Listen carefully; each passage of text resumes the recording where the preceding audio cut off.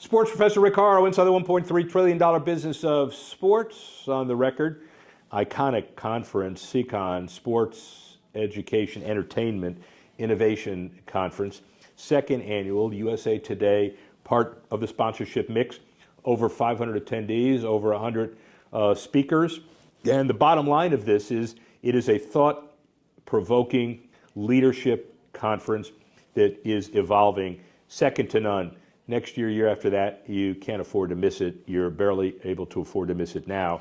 And somebody who is diverse, not only NIL creation, but NASCAR and a whole bunch of other places, but she'll tell you about it. Sam Kilgore, brand and marketing strategist, Sam Consulting. Did I get that all right? You need to get that right. Absolutely. So the bottom line is this is a time of absolute metamorphosis and turbulence in the industry. And it's more important we have consulting expertise today than ever before. So give me a quick elevator speech about the company. So what I do is take 18 years of sports and marketing experience and come in to help layer in what strategies might be necessary for you to move to whatever objective you're looking for. I consult for properties on helping them identify what partnerships may or may not work, how they can evaluate those properties, what questions they need to be asking. I actually have a downloadable deliverable that I'll do at a Zoom conversation that's called The Onion, and it's literally just what you think. Here's the 3 layers of questions that you are probably not asking in order to identify whether your sponsorship is the right alignment for you and for that partner.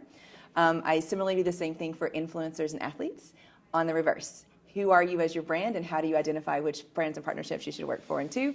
And my biggest layer, and most of my career has been in evaluating sponsorships, so valuation, measurement analytics, measurement tools. Which, of course, is the right time to do this because gone are the days, right, where ROI is out the window and you get a sponsorship because you play golf with the CEO or marketing director and that's the way that works. Not anymore. Not anymore. However, it's really interesting. Someone asked me about the funnel distribution of measurement for sponsorships. And we started all brand awareness, right? Like I'm just going to stick a logo on it. I come from a NASCAR world. How many logos can you stick on something before it works? And then it filtered down into like mid and bottom funnel. Well, that's really hard to attribute to sponsorships all the time. So one of the things that I've kind of found is that there's a balance in the middle. And that balance in the middle is you have to have brand awareness because you still have to be top of mind as a brand in order to be purchase intent. But you also have to be able to attribute, right, and layer that out. When I was starting out in my career, I have a journalism degree from Missouri, so I started in the space of sports journalism and kind of transitioned over. Dan Magala was a mentor for me, and he said something to me that has stuck and has never resonated more than right now. It is, you are always going to need to identify why you're doing something, but there is a reason that Coke and Pepsi still make ads. They are the most well-known beverage brands in the world. Everyone knows them. They sponsor whatever they want to. They still produce ads because when you go to grab a drink, you need to be thinking of someone first. So blending those two things for sponsorship is something that I find really valuable and have to deliver that. And those of us, not me as an icon, but those of us, musty old icons who have written pieces of my book, Tony Ponturo and Anheuser-Busch and those guys who have been in the business for 9,000 years, they all agree that at the end of the day, the metrics speak and people move needles by buying ads, whether you think it's antiquated or not. Exactly. What's the biggest difference, I would say, not that you were around to do it, but over the last maybe 50 years in that whole business of advertising? I think the business of advertising started as purely impression-based, right? Circulation, position, how many people are going to see it. I mean, that's the whole point now. And all because of the technology and the integration and transition of being able to personalize, to be able to tell when someone logs in somewhere, if they have a television subscription, what those things look like, then to mobile phone purchases and like access to everything in my hand.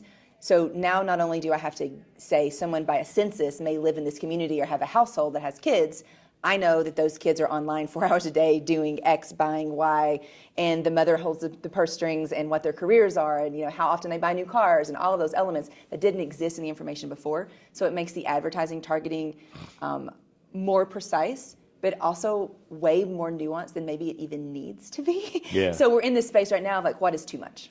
And what about the other piece of this where you find a young kid who will buy or be avid based on a TV set, and I'll find a dinosaur. Now everybody is 10-second sound bites, get in, get out on a phone. How does that impact the business? So I'm going to go with the impact of business in sports. Consumption is such a change. Like there is no scheduled tune-in viewing anymore, right? Like you don't go and sit through commercials and watch a game live.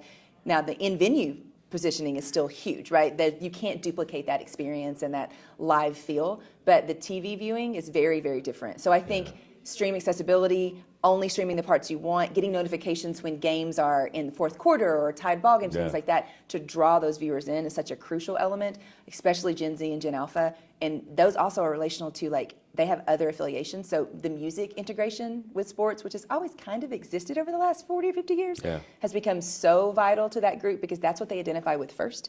And so putting those things together matter. I'll get to NIL in a minute because that's also important. But how do you rate the ratio between making decisions from the corporate advertising space solely on metrics and maybe gut and trends and how people feel about things long term? So I have a really open matrix for that. I think data has to play 50% of everything. I don't think you can make a decision without it, but I don't think it has to be the number one. I think it has to be supportive. Now, you can make data say whatever you want it to say, to be very honest. Yeah, sure. So up front, it's what am I trying to accomplish? What am I considering success from those accomplishments? How would I measure that? And then looking at the numbers that support those measurements and looking back to then, okay, historically, what has worked? Does that align to what the measurement feels? Yeah.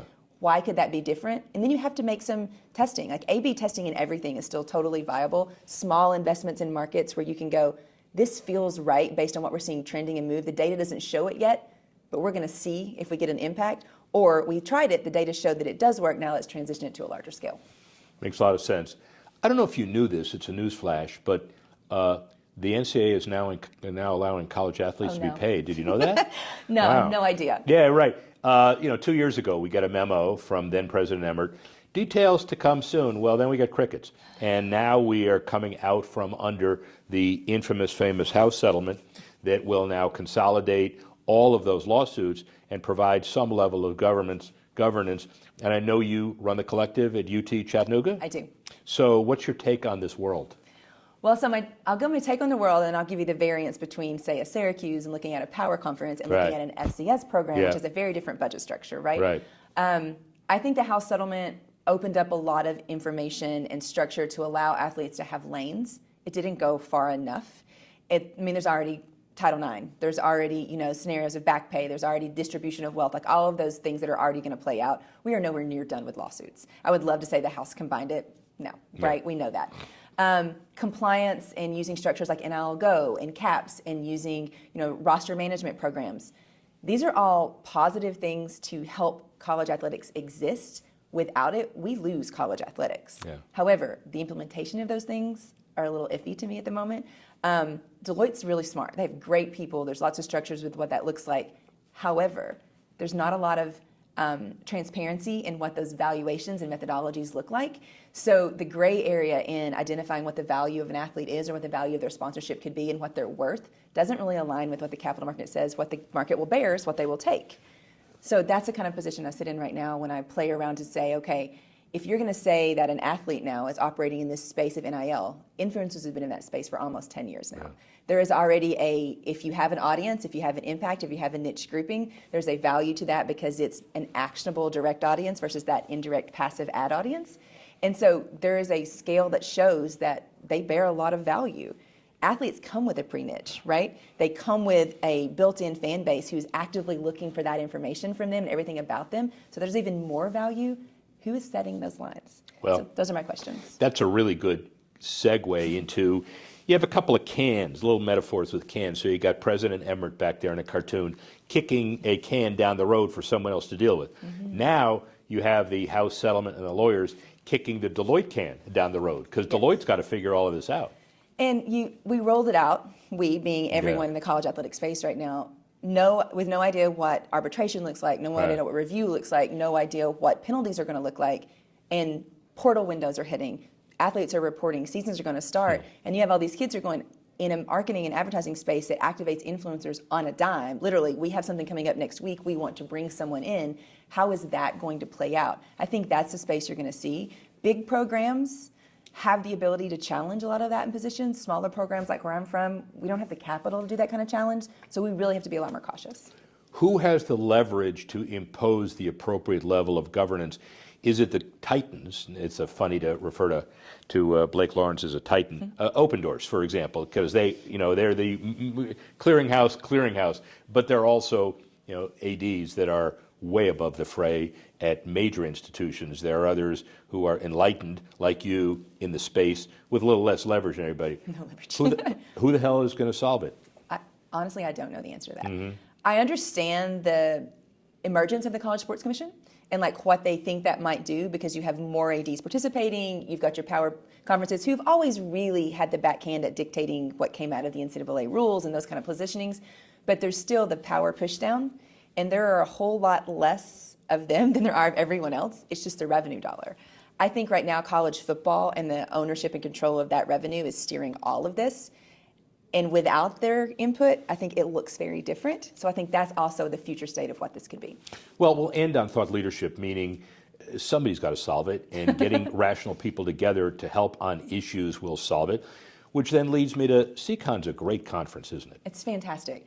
There's been so many discussions since I've been here in a day and a half on regulation, on measurement, on how different groups are doing things, the questions that they're asking, the things you can take back and run through, how partnership dynamics are working, things that, I've been in the industry for 18 years, and I'm hearing things that either support some of the transitions that I'm taking, but also question some things that I thought might have worked for us. So it's been super impactful. I can't wait for the next one, which, by the way, I think looks like Atlanta in November. I'm from Chattanooga. I will definitely be back. Easy. So I'm looking forward to making that transition and spending some more time with everyone. So where is Sam Kilgore and the industry generally, and Sam Kilgore specifically, 10 years from now? 10 years from now? That is such a fantastic question. I have a 6-year-old. So 10 years from now, I'll be dealing with a teenager. Yes, I'm you not will. sure the rest of my life can manage that. Yes, you will. I am hoping 10 years from now that I am sitting in a board seat somewhere, working through partnerships and consulting, trying to figure out how private equity is playing in sports, because I think that's going to be what the big issues are going to be 10 years from now. My sense is you will be in the driver's seat with that private equity firm trying to allocate their massive investments in the future. And you're doing a damn good job of it. Sam Kilgore, really appreciate this. Thank you very much. Sports Fest and Rick Horrow, speak with you soon.